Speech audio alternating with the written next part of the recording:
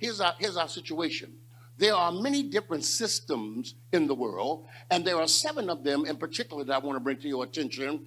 And only one of them do we have anything really to do anything with as far as mastery is concerned. But there are 6 other systems that we don't really have nothing to do with. The first one is family. Now, that might sound real strange to us. So what do you mean we don't have family as a mastery? All because of the fact that right now the secular world has been very successful in being able to redefine what the family is. Am I right? Yeah, they have totally redefined what the family is. So we don't control that. Then education. Well, that system now controls education because our children go into an educational system now that is filled with perversion. They control that. They control government. We know that because we sit back and watch that every day. They control the government. They control the media. In other words, they control the narrative. They control whatever's being said on ABC, CBS, NBC, MSNBC, Fox. They control all of that too.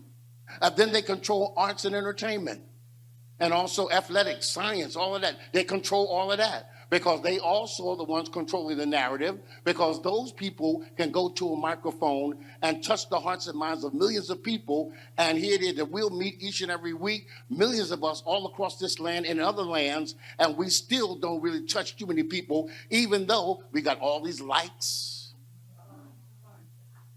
And they had all of these followers, and we still don't have an impact. Are y'all praying with me? And then also another facet that we don't control either is business. Yeah, there are some of us that may have the mom and pop store, and you might be doing a little something in your neighborhood, but you really don't have any impact. Because watch this, because you just barely making it most times. Okay, let me get back over here. Yeah. But the Lord wants you to be affluent. He wants you to have the kind of money that will give you a place to where your voice can be heard and people take note of who you are because of your position in society. Oh, let me show you. In Genesis chapter 26 and verse number 12 and 14, I need to make sure you reference verse 1 first, because in verse 1, Genesis 26, it says that there was a famine in the land. So there's a famine. Now you got to see why these next verses are so important. Because now in Genesis chapter 26, verse 12 down to 14, watch what it says. It says, then Isaac sowed in that land and reaped, listen, in the same year 100-fold. And the Lord blessed him. Now how in the world you going to plant some seed and you get back a harvest the same year? That's not the way it normally naturally goes. But nonetheless, he has this great 100-fold harvest. Then watch what it says. The man began to what? Prosper, and continued prospering until he became what? Very prosperous, for he had possessions of flocks and possessions of herds and a great number of servants. He had servants. I said he had servants. Ain't nothing wrong with having a servant.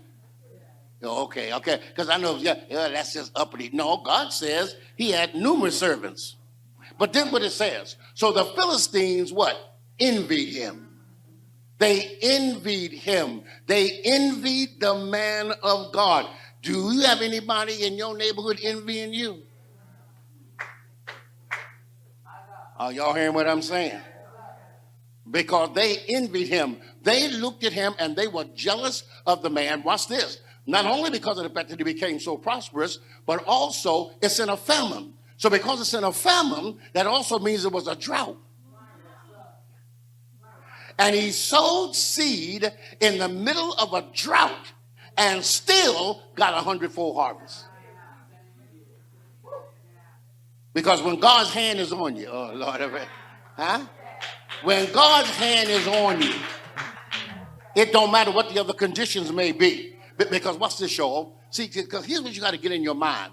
Our Heavenly Father